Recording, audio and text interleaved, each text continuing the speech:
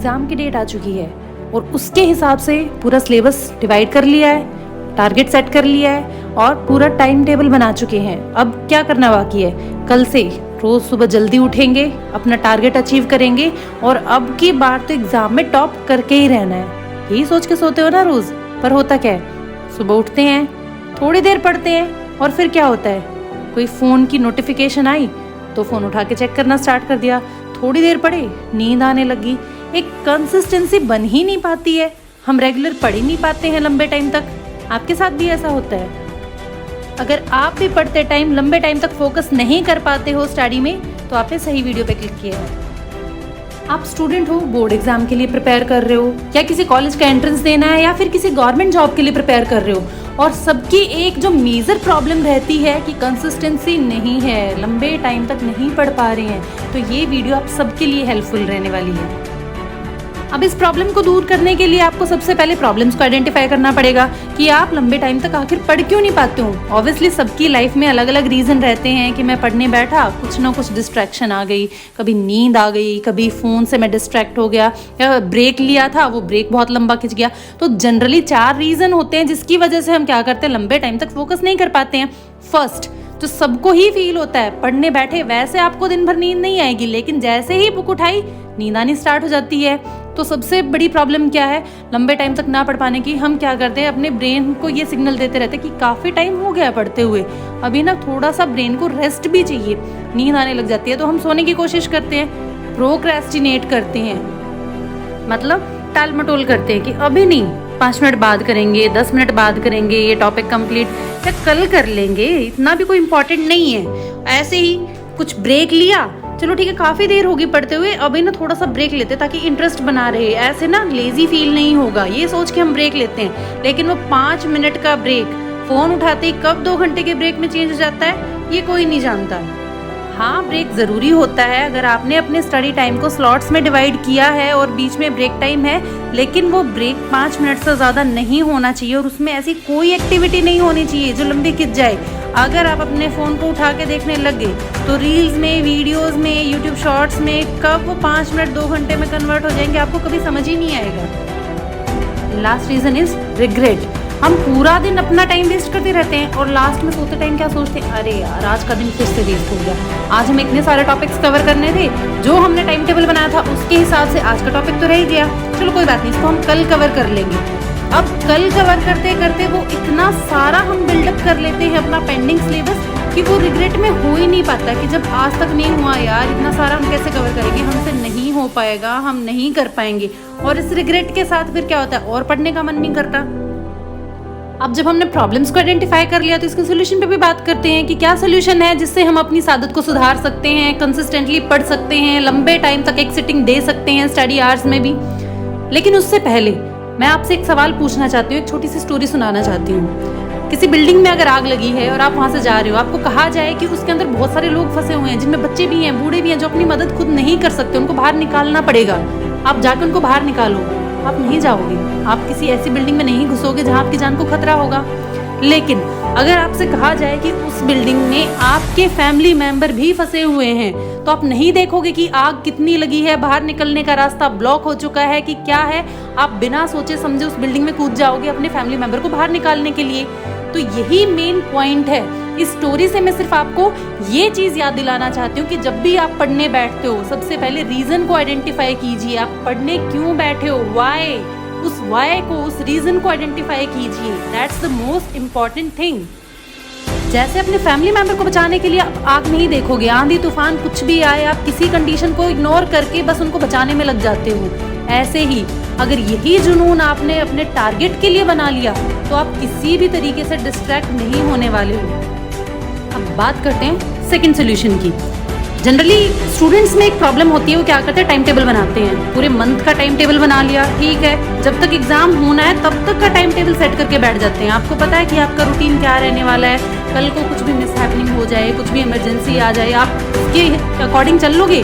नहीं, ऐसा नहीं हो पाता है। और कोई भी स्टूडेंट, मुझे नहीं लगता कि जो उसने टाइम टेबल बनाया वो डेली उस टाइम टेबल को फॉलो कर पाता है। हाँ, कुछ केसेस ऐसे होते हैं जहाँ आपको करना पड़ता है और वो फोकस्ड रहते हैं। लेकिन अगर आप ये फोकस रहने वाली ही प्रॉब्लम फेस कर रहे हो, तब आप टाइम टेबल को कैसे फॉलो करोगे?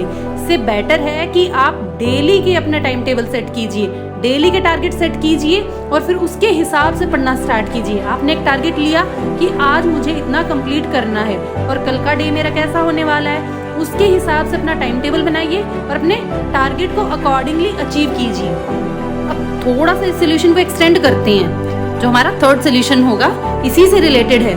हमारा कई बार इंटरेस्ट लूज हो जाता है कि जब हम किसी टफ सब्जेक्ट को चूज कर लेते हैं, लाइक हमने अपना टाइम टेबल सेट किया, हमने फर्स्ट सब्जेक्ट ही ऐसा उठा लिया जिसमें हमारा इंटरेस्ट नहीं है। इंटरेस्ट क्यों नहीं है? क्योंकि उसके हम बहुत लो स्कोर करते हैं। और किसी भी सब्जेक्ट में आप देख लेना, अगर कोई स्टूडेंट बहुत लो स्कोर करता है तो वो उसको इग्नोर करना स्टार्ट कर देता है कि नहीं यार, कितना भी मेहनत कर लो, कितना भी टाइम वेस्ट कर लो, इसमें स्कोर होना ही नहीं है अच्छा।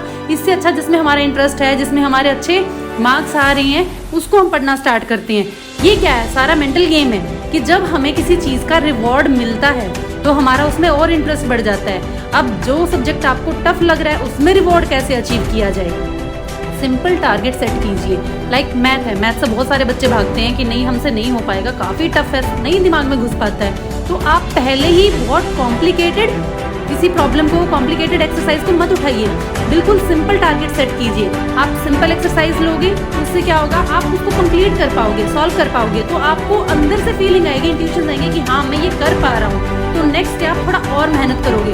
तो अकॉर्डिंगली उसको ऐसे ही सेट कीजिए कि पहले सिंपल से कॉम्प्लेक्स की तरफ जाइए।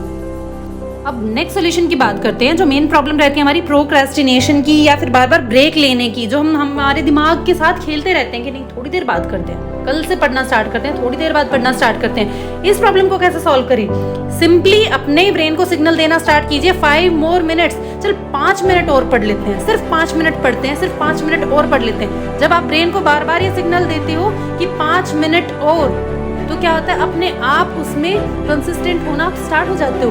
ब्रेन को सिग्नल जा रहा है कि सिर्फ 5 मिनट और पढ़ना है और धीरे धीरे आपका ब्रेन हैबिचुअल हो जाता है कि नहीं अभी ये टॉपिक कंप्लीट करके ही उठना है। अब बात करते हैं उस प्रॉब्लम के बारे में जो हर एक स्टूडेंट फेस करता है, बुक उठाते ही जिसको नींद आने लग जाती है। अब नींद को हम कैसे भगाएं? ऐसा क्यों होता है कि जैसे हमने बुक उठाई हमें नींद आनी स्टार्ट हो गई?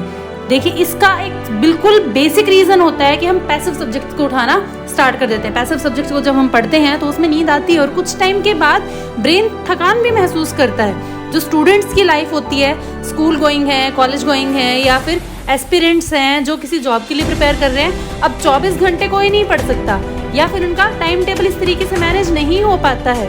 अब आप अपने दिमाग में एक चीज़ बार बार फीड करे जा रहे हैं तो दिमाग क्या होने लगता है, सैचुरेशन पॉइंट पे पहुंच जाता है कि अभी मेरे को रेस्ट चाहिए, अभी मैं इस चीज़ को और एक्सेप्ट नहीं कर सकता।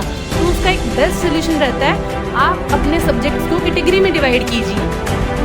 2 तरीके के सब्जेक्ट्स होते हैं, active subject and passive subject. Active subjects होते हैं जिसमें हमारा ब्रेन या फिर हम फिजिकली भी एक्टिव रहते हैं, सॉल्व करते रहते हैं, जैसे मैथ्स है, फिजिक्स है, केमिस्ट्री है। अगर हम इक्वेशंस को सॉल्व कर रहे हैं, मैथ की प्रॉब्लम्स को सॉल्व कर रहे हैं, तो उसमें हमारा ब्रेन एक्टिव है, उसमें हमें नींद आने के चांसेस बहुत कम हैं। बहुत रेयर केस में होता है कि आप मैथ सॉल्व करते करते आपको नींद आने लग जाए। अगर आप किसी प्रॉब्लम पे अटक गए हो, आपसे सॉल्व नहीं हो पा रही है, तब मे बी ऐसा हो सकता है। बट एक तरीके के सब्जेक्ट होते हैं पैसिव सब्जेक्ट, जिसमें आप फिजिकली इतने एक्टिव नहीं होते हो, आप बैठ के पढ़ रहे हो, सिर्फ रीडिंग कर रहे हो।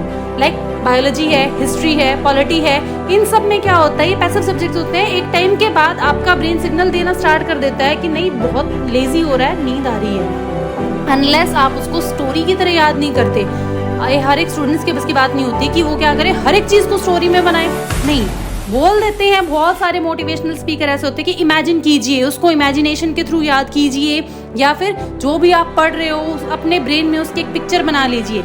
आप पूरा सिलेबस पिक्चर बना के कंप्लीट नहीं कर सकते, तो बेस्ट इसका वे रहेगा कि आप अपने स्टडी आवर्स को इस तरीके से डिवाइड कीजिए कि अगर आपने 1 आवर अपने एक्टिव सब्जेक्ट को दिया है और 1 आवर पैसिव सब्जेक्ट को, अल्टरनेट रखिए। इसकी वजह से क्या होगा, आपका ब्रेन एक पैसिव स्टेट में नहीं जाएगा, वो स्लीप साइकिल में एंटर नहीं करेगा। अगर आप बीच बीच में एक्टिव सब्जेक्ट्स को पढ़ रहे हैं और बीच में आपका पैसिव आ रहा है, तो क्या होता है, ब्रेन एक्टिव स्टेट में ही रहता है, मेंटेन रहता है। लास्ट बट नॉट लीस्ट, सारी की सारी इन प्रॉब्लम्स का एक सोल्यूशन, दैट इज मेडिटेशन।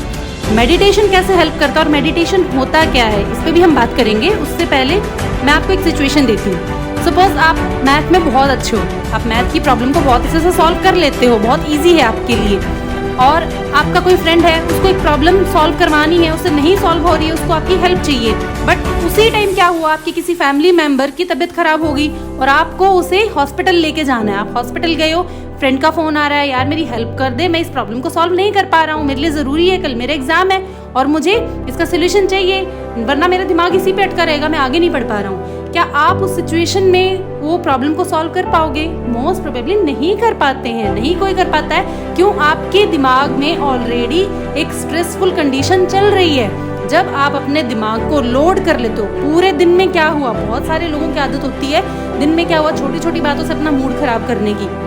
अब पूरे दिन जो भी होता है हम अपने दिमाग को भर लेते हैं उन सारी चीज़ों से। अब उस लोडेड दिमाग के साथ उसमें आप कुछ और घुसाने की कोशिश करोगे, पढ़ाई को याद करने की कोशिश करोगे, आपने जो भी पढ़ा है सोचोगे कि वो भी अच्छे से हमें याद हो जाए। नहीं हो पाता है ऐसे। पहले आपको अपने दिमाग को क्लीन करना पड़ेगा, उसको खाली करना पड़ेगा, तभी तो उसमें स्पेस बनेगा ना कि आप कुछ और डाल पाओ। तो उसके लिए ज़रूरी है मेडिटेशन। मेडिटेशन का मतलब ये नहीं है कि आप सुबह उठते ही आंख बंद करके और ध्यान मुद्रा में बैठ जाओ कि हम तो मेडिटेशन कर रहे हैं। मेडिटेशन एक्चुअली होता क्या है? मेडिटेशन का मतलब है कि अपने दिमाग को एक पॉइंट पे फोकस करना।